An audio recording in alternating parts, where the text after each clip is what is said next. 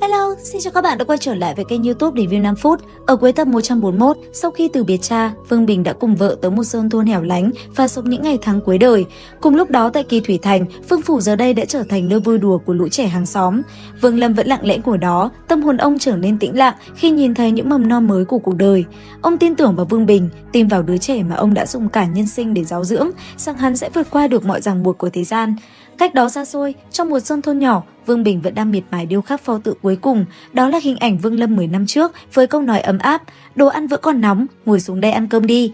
Vừa điêu khắc, hắn vừa lẩm bẩm, phụ thân nói rất đúng, cuộc sống bình thản là tốt nhất, nếu ta có thể lựa chọn lại, nếu có kiếp sau, ta hy vọng có thể ở cùng với phụ thân trong một sơn thôn nhỏ, là một người thường, bình thường cả đời. Chàng đã suy nghĩ cẩn thận, vì sao còn không đi gặp mặt lão nhân gia? Ở tâm lý của ta, ngoại trừ vấn đề mẫu thân ra, còn có một nghi vấn, ta không dám hỏi, ta có cảm ngộ, có lẽ vấn đề này mới chính là nguyên nhân chân chính mà phụ thân không cho ta tu đạo. Thanh Nghi, ta có cảm giác ta đã đi tới cuối cùng của đời người, sợ là không còn bao lâu nữa. Nàng là tu sĩ, sống lâu hơn ta, sau khi ta đi, hãy đưa ta tới bên người phụ thân. Mấy năm nay, khổ thân nàng, thân là tu sĩ, nói vậy có thể thay đổi bộ dạng, nàng không muốn ta cảm thấy cô độc dần dần, khiến cho bản thân cũng già cả như ta. Ân tình này, cả đời Vương Bình ta sẽ không quên, nếu như có kiếp sau, ta vĩnh viễn không quên nàng. Nghe được những lời này, Thanh Nghi nước mắt nhỏ thành dòng nhỏ giọng. Phu quân, dưới Hoàng Tuyền cũng sẽ làm bạn. Tu vi, trong mắt ta như bụi bặm, ta không muốn làm thần tiên vô tình, chỉ muốn làm người thường có tình mà thôi. Tại sao nàng, hà tất phải như vậy? Nói xong, cảnh tượng lại qua đi, trong căn nhà nhỏ rít gào gió lạnh, giữa đêm tuyết rơi dày đặc, Vương Bình vẫn bình thản hạ từng nhát đao cuối cùng vào khúc gỗ trên tay. Hắn nhìn giá gỗ bày hơn 100 pho tượng về cha và khẽ thì thầm, phụ thân, con sớm đã tha thứ cho người. Nói rồi, Vương Bình lại tiếp tục cầm bức tượng trên tay và khắc tiếp, từng hình ảnh thô kệch mang theo bóng hình Vương Lâm hiện lên. Tiếp theo, cảnh tượng cũng thay đổi. Cùng lúc này tại Nhiệm Vân Tinh, trên tinh không, nương theo dị tượng xuất hiện, chỉ thấy từ trên trời cao, mây đen cùng sấm chớp ầm ầm bạo phát, bao phủ kín trời. Tiếp theo, trời cao xuất hiện vết rách hư không, Lôi đạo tử, sứ giả chân chính của Lôi Tiên Điện, với tu vi âm hư cưỡi lôi thú khổng lồ giáng lâm. Hắn mang theo uy thế ngút trời, âm thanh sấm sét làm chấn động toàn bộ tinh cầu để truy tìm kẻ từng dám giả mạo sứ giả Lôi Tiên Điện năm xưa. Uy áp khổng lồ này khiến tu sĩ khắp nơi run rẩy, ngay cả lão tổ Tôn Gia là Tôn Tích cũng phải kinh hãi xuất quan. Nhìn lên bầu trời, Tôn Tích lẩm bẩm, tên lực thật mạnh, lôi uy quá đáng sợ. Nghe vậy, Tôn Khải Minh ở bên cạnh liền đáp, lão tổ, xem ra người này không có ý tốt. Bên trong Kỳ Thủy Thành, trong Vương gia đại viện, Vương Lâm buông bầu rượu trong tay, thoáng ngẩng đầu nhìn. Trong mắt hắn không có chút thần thái nào giống như một lão nhân chân chính. Ánh mắt nhìn xuống, hắn cúi đầu uống thêm một ngụm rượu. Trên không trung, một cự thú phát ra lôi quang toàn thân, 4 vó đạp tinh không, giữa mũi 2 đạo điện quang xuyên qua, thoạt nhìn vô cùng thần võ. Ở trên lưng cự thú, một người đàn ông trung niên ngồi quanh chân. Hắn đứng là Lôi Tiên Điện Lôi đạo tử, ánh mắt hắn như điện, lạnh lùng nhìn lướt qua mặt đất, thần thức không chút cố kỵ, quét ngang hết thảy, trong nháy mắt bao trùm toàn bộ Nhiễm Vân Tinh, Kỳ Thủy Thành cũng nằm trong số đó. Chỉ có điều không biết vì sao, thần thức hắn đảo qua lại không dừng lại trên người Vương Lâm. Tuy nhiên, uy lực của đệ nhị bộ tu sĩ khiến vạn vật run rẩy, phàm nhân hôn mê, tu sĩ kịch chấn đạo tâm. Trong giây lát, Lôi đạo tử thu hồi thần thức, nhíu mày, hắn tìm một vòng cũng không phát hiện ra người nào phù hợp với yêu cầu. Đến đây, hắn thu hồi thần thức lẩm bẩm, chuyện xảy ra lâu lắm rồi, có lẽ hắn cũng đã rời đi, người này tính là mạng lớn. Nói rồi, hắn xoay người định rời đi, nhưng vào lúc này, ánh mắt hắn bỗng nhiên ngưng động tập trung vào một thôn nhỏ trong núi ở Nhiệm Vân Tinh. Thanh Nghi, lúc thần thức đảo qua sắc mặt đã tái nhợt, thân mình không tự chủ được mà run rẩy, linh lực suýt nữa thì sụp đổ. Phương Bình giật mình, ngẩng đầu nhìn Thanh Nghi hạ giọng hỏi, Thanh Nghi, nàng có chuyện gì vậy? Nghe thế, Thanh Nghi muốn mở miệng, thế nhưng sắc mặt đã lập tức đại biến, luồng thần thức kia tỏa ra uy áp quá lớn, khiến nàng run rẩy. Trên trời cao, chứng kiến những chuyện này, Lôi đạo tử lẩm bẩm, thú vị, không ngờ không bị hôn mê. Nói xong, hắn không chậm trễ mà trực tiếp giáng lâm xuống căn nhà nhỏ. Ngay khi người này xuất hiện, chỉ thấy Thanh Nghi sắc mặt tái nhợt đau đớn. Nhưng Vương Bình lại khác, hắn buông xuống bức tượng điêu khắc, đứng dậy chắn trước Thanh Nghi với một sự bình tĩnh tuyệt đối. Trái tim của thiên địa, thứ được chui rèn qua 19 năm bình thản, 8 năm chu du và hơn 30 năm làm chí tôn nhân gian đã khiến hắn không còn biết đến sợ hãi. Hắn nhìn thẳng vào Lôi đạo tử, cất tiếng hỏi đầy uy lực, ngươi là ai? Chính sự bình tĩnh không hợp lẽ thường này đã khiến Lôi đạo tử kinh ngạc. Hắn nhận ra phàm nhân này không hề bị thần thức lôi uy của mình làm cho hôn mê, thậm chí còn nhìn thấu được một sự thật đáng sợ. Hắn nói, hóa ra ngươi không phải là người. Ngay lúc bí mật về thân phận của Vương Bình bị chạm tới, tiên vệ Khôi Lỗi từ trong bóng tối lao ra, tung một quyền mang theo âm bạo chấn động không gian. Cú đấm mạnh mẽ ấy khiến một tu sĩ âm hư như Lôi đạo tử cũng phải lùi bước và kinh ngạc thốt lên nói, cực phẩm Khôi Lỗi. Tuy nhiên, với thực lực của mình, Lôi đạo tử chỉ cần dậm chân một cái, địa quang đã hóa thành sóng dữ quét tan căn nhà gỗ, nhắm thẳng vào mạng sống của Vương Bình. Trong lúc ngàn cân treo sợi tóc, tại kỳ thủy thành cách đó vạn dặm, Vương Lâm đã bóp nát bầu rượu.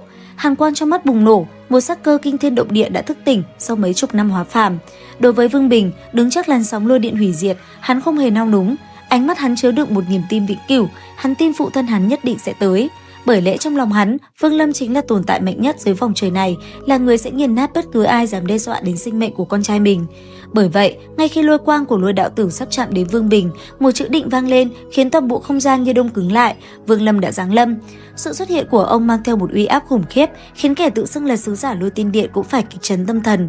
Tiếp theo, Vương Lâm bước ra từ hư không với mái tóc trắng xóa, nhưng đôi mắt không còn sự đục ngầu của lão già phàm trần mà đầy sát ý. Thấy Vương Lâm, Vương Bình liền cất lời gọi, "Phụ thân." Tiếng gọi của Vương Bình sau nhiều năm xa cách như một chất xúc tác, khiến sát khí trong lòng Vương Lâm bùng nổ. Hắn không nói nhiều, chỉ lạnh lùng tuyên bố đanh thép quát, "Hôm nay, người nhất định phải bỏ mạng." Dứt lời, Vương Lâm đã dùng đại thần thông mang hai vợ chồng Vương Bình rời đến một bình nguyên hoang vắng. Còn phía đối diện, Lôi đạo tử vẫn giữ thái độ ngạo mạn của một sứ giả tiên giới, đe dọa đòi cướp lấy tiên vệ Khôi Lỗi. Đáp lại, Vương Lâm tuyên bố rõ ràng rằng kẻ nào dám đụng đến con trai mình, dù là sứ giả thiên đình cũng phải vùi thây. Nói rồi, Vương Lâm điều khiển Khôi Lỗi hóa thành một kim nhân chói mắt, tung ra những quyền lực kinh thiên động địa, ép Lôi đạo tử phải dùng đến bảo vật lôi võng để phòng thủ. Điều khiến Lôi đạo tử thực sự kinh hãi không phải là Khôi Lỗi mà chính là bản thân Vương Lâm. Khi Lôi đạo tử tung ra đạo lôi quang chí mạng, Vương Lâm không những không tránh tránh mà còn há mồm nuốt trọn đạo sét đó vào bụng. Hành động này không chỉ là sự sỉ nhục đối với một tu sĩ chuyên tu lôi pháp như Lôi đạo tử, mà còn chứng minh rằng Vương Lâm đã đạt đến một cảnh giới mà ở đó lôi địa của đối phương chỉ như một món đồ ăn kèm, không hơn không kém. Trận chiến này đã vượt xa quy luật của người phàm và tu sĩ thông thường. Khi một người cha bảo vệ con trai bằng sức mạnh của một kẻ nghịch thiên, Lôi đạo tử nhận ra rằng hắn đã phạm phải sai lầm lớn nhất trong cuộc đời. Lôi đạo tử, một tu sĩ đã chạm đến ngưỡng cửa của âm hư, nắm giữ lôi pháp tinh thuần, nhưng trước mặt Vương Lâm, mọi thứ đều trở nên nhỏ bé. Tiếp theo, chỉ thấy Vương Lâm ngưng tụ lôi cầu từ chính nguyên thần biến dị của mình. Sức mạnh của nó không chỉ là lôi điện mà là lôi uy của thiên đạo, khiến toàn bộ sấm sét trên Nhiễm Vân Tinh phải phủ phục và bị hút vào lòng bàn tay. Thấy vậy, Lôi đạo tử cũng lập tức dùng ra công kích để giao chiến. Tiếng sấm nổ vang trời, núi non sụp đổ, pháp bảo của Lôi đạo tử tan thành mây khói, khiến hắn bị phản vệ, sắc mặt tái nhợt lùi bước. Để xóa tan sự ngạo mạn của sứ giả Lôi Tiên Điện, Vương Lâm bắt đầu giải phóng toàn bộ thực lực mà ông đã tích lũy và che giấu suốt nhiều năm hóa phàm. Tu vi của Vương Lâm như một ngọn triều dâng, từ trúc cơ nhảy vọt lên hóa thần, rồi đạt đến anh biến đại viên mãn. Chưa dừng lại, tiên lực tiếp tục bùng nổ xuyên qua vấn đỉnh sơ kỳ, tiến thẳng vào vấn đỉnh trung kỳ. Thế nhưng, ý cảnh của Vương Lâm mới là thứ khiến Lôi đạo tử thực sự sợ hãi. Ý cảnh sinh tử luân hồi của Vương Lâm sau một kiếp hóa phàm trọn vẹn bên cạnh Vương Bình đã thăng hoa đến mức không thể đong đếm. Khí tức này bao trùm toàn bộ tinh cầu, vượt qua cả giới hạn của vấn đỉnh hậu kỳ. Lôi đạo tử đứng trước một tình thế tiến thoái lưỡng nan. Một mặt, hắn khinh thường những tu sĩ vẫn còn ở bước thứ nhất, giới âm hư. Mặt khác, sự quái dị của Vương Lâm, kẻ vừa nuốt lôi quang, vừa bộc phát ý cảnh cuồng bạo, làm hắn cảm thấy một mối nguy hiểm chí mạng. Hắn cho rằng Vương Lâm chỉ là một tu sĩ vấn đỉnh hậu kỳ cực mạnh, nhưng hắn không biết rằng sát cơ của Vương Lâm lúc này không chỉ đến từ tu vi mà đến từ sự phẫn nộ của một người cha khi thấy con trai mình bị đe dọa.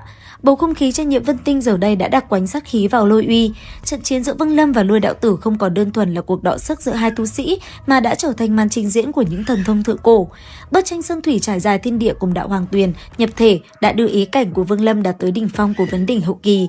Dù tiên lực thực tế chỉ ở mức trung kỳ, nhưng sự thấu triệt về sinh tử luân hồi sau kiếp hóa phàm đã khiến ý cảnh của ông vượt xa tu vi hiện tại. Lôi đạo tử, dù là tu sĩ âm hư, đã chạm ngõ bước thứ hai, vẫn không khỏi cảm thấy bất an. Hắn nhìn Vương Lâm như nhìn bóng trăng trong nước, thực hư hư không thể nắm bắt. Chính ý cảnh nhân quả ẩn giấu đã tạo nên lớp sương mù che mắt, khiến một tu sĩ bước thứ hai cũng phải e dè. Để khẳng định vị thế chính tông của Lôi Tiên Điện, Lôi đạo tử triệu hoán lôi chi tiên thú. Một đầu lôi thú ngạo nghễ hiện ra từ lôi cầu khổng lồ, mang theo uy nghiêm chấn động cả tinh cầu, khiến vạn quân tu sĩ phải đau đớn dãy giụa dưới áp lực tâm thần. Thế nhưng, Vương Lâm chỉ đáp lại bằng một câu nói đầy khinh miệt, không có lôi giác, dùng cái gì mà tự xưng là lôi thú. Dứt lời, khoảnh khắc Vương Lâm vỗ túi trữ vật, xạ thân xa biến ảo thành một đầu cự thú mang theo khí tức hủy thiên diệt địa bước ra. Khác với đầu tiên thú của Lôi đạo tử, lôi thú của Vương Lâm sở hữu một chiếc ngân giác, sừng bạc, lấp lóe điện quang, minh chứng cho cấp bậc cao nhất của loài lôi thú. Sự xuất hiện của nó khiến lôi thú của Lôi Tiên Điện vốn đang kiêu ngạo bỗng trở nên bối rối và mê man. Trong linh hồn nó cảm nhận được một sự áp chế tuyệt đối về cấp bậc. Không cần lệnh của chủ nhân, bản năng của ngân giác lôi thú đã bùng nổ. Nó lao vào đối thủ, sấm sét đen ngòm rạch nát bầu trời, tạo nên một trận chiến kinh thiên. thiên động địa giữa hai đầu thánh thú. Cứ thế, cuộc chiến bùng nổ diễn ra, và liệu rằng tập 142 tinh nghịch sẽ còn gì hấp dẫn? Theo dõi kênh YouTube Review 5 phút để biết thêm chi tiết các bạn nhé. Xin chào và hẹn gặp lại!